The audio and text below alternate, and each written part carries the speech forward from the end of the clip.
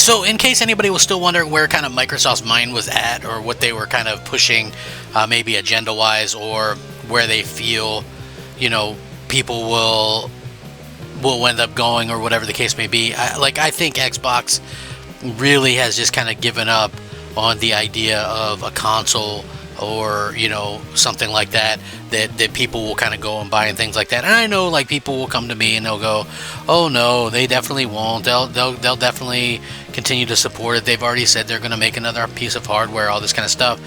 But it's like, do you believe this company, or do you look at the facts going around and say it doesn't really look like that's going to be the case? Because that's sort of how I look at things. I honestly do not think that they care one iota about having console hardware anymore, right? It's like, to them, and I know they consider it first party, in-house, or whatever, but it would not shock me for them to just have a base, some kind of thing that's going to be like a PC next gen, and then have OEMs where other companies go out and make them, and that's not going to go over very well. I mean, if we just look at how the RAM shortages and stuff like that are affecting prices and things, it's literally insane. But other than that, right, it's like there's other issues that are kind of cropping up. Like, you don't believe me? Look at the latest update, and I kind of touched on this a little bit prior, but here's the thing.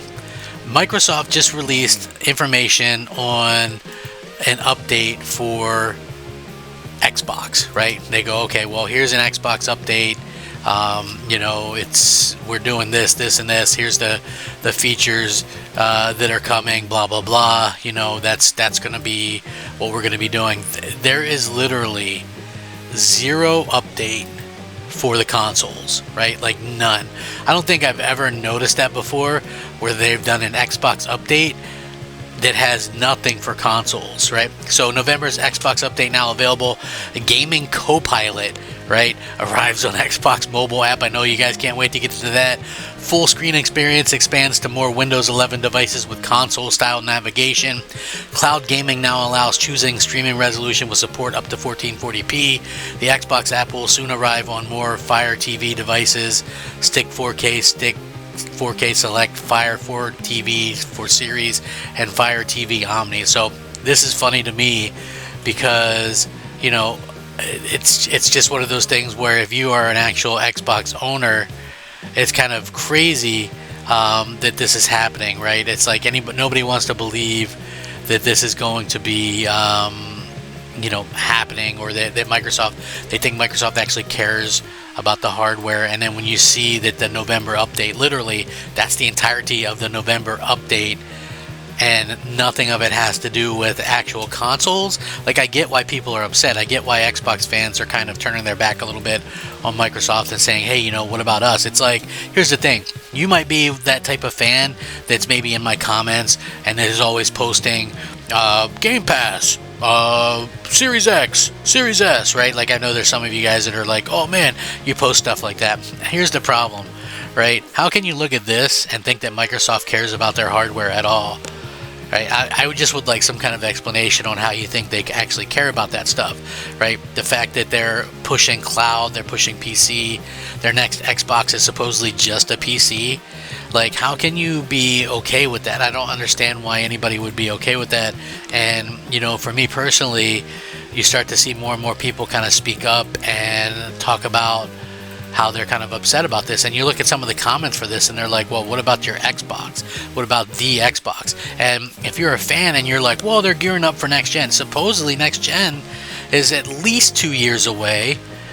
So you can expect to get nothing for the next 2 years in terms of quality of life improvements and features and things. Like, where's the updated achievements that we were promised years ago? Where's the other abilities to like clip and stream and be able to clip your pieces of video and share it in your screen, like create things? Like, how is it that the Xbox One, for as much hate as it got, had Upload Studio and all these great things that you could use, and now it's like, here we are years later and we have like next to nothing? Like, I don't understand that thought process at all. It's so crazy to me how much Microsoft not only doesn't care about their consoles, but seemingly honestly just don't care about the fans, don't care about the hardware, don't care about any of that stuff. And it's just crazy how people are just kind of so accepting of all of this stuff, like why are we doing that? And here's what it comes down to, right? Microsoft will give out some bullshit numbers like cloud gaming saw an increase of 45%. What is 45% of what?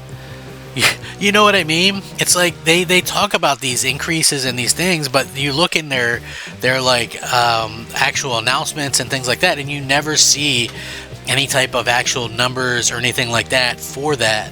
So it's the same thing with like when it comes down to like Game Pass and things like that. The majority of Game Pass subscribers we know are on the console, and yet when we look at these things, it's kind of weird the way that this has kind of worked out. People really thought a lot of subscribers were on PC. Wasn't the case, right? Like do you ever notice they never actually released numbers for anything? Like I would love to know, okay, not like, oh, how many hours like cloud gaming was used. I would like to know how many people are using that as the only option and not something else, right? I would also like to know how many people are using that for like a good amount of time, not just checking in and getting like the achievements and things like that for loading it up, because that's a real thing that happens too. So you see that kind of come out, and you see the way that Microsoft is kind of reacting. How many people are active on the PC side? I mean, they list monthly active users, but their monthly active users seem like they're pretty much the same, just added what Activision already had prior to them being bought out. So is anything actually growing, or is people like trying this stuff for a few minutes? You know what I'm saying? Like we're not getting any kind of real kind of numbers or anything, and I think that's probably, to me anyway, one of the biggest problems is they want everybody to buy into this stuff, yet nobody is really kind of understanding like just how much they have, like what was the actual numbers, right? Like that's the real shame, is like we have zero indication of anything in terms of what was available or what like the numbers were and things like that. So yeah, it's like you can sit there and spout numbers all you want, but unless you have some other numbers to go on, does it really make sense? Like to me it doesn't. And I'm sure a lot of you probably feel the same way too. As gamers, it's like easy to sit there and go, okay, well, that's cool. You guys seems like you're doing well, right? Like, but that's not necessarily indicative of them necessarily doing well, right? It's just numbers. Like anybody can throw out numbers and have it look like it's a good thing. Like that's factual. But when you look at how things are actually being handled, it's easy to see that maybe things are not as as doing as good as they originally said. And the reason why they bring up growth with the cloud or whatever is because they have growth nowhere else. It's like is that really that much of a win that they can't really bring up any of this other stuff anywhere? It's like clearly they are set in their ways with how they're going to do things, and maybe they'll change that down the road, but it's like they're only clear, and nobody believes this. Like when you bring this up, there's not going to be a Play Anywhere next generation from Microsoft. Their quote-unquote console is just going to be a PC. And so whatever layers they're doing for emulation or whatever, it's just, they're probably just going to be one version, the PC version, and you're going to have to play that. And, that sucks because, the optimized stuff is always better, in my opinion, for the console. And when you look at how we're kind of handling, some of this other stuff, it really is a bit of a shame, because it's kind of clear that they're just using these buzzwords. And the funniest part to me is when you're in social media and you see people talking up Play Anywhere, that it's just a thing for the next couple years, and then it's not going to be a thing.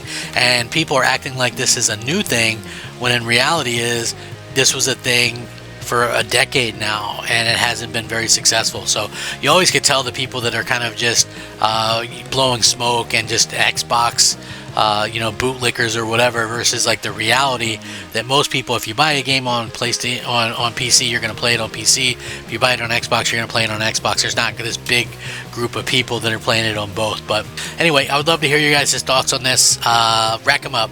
Crab Gamer out.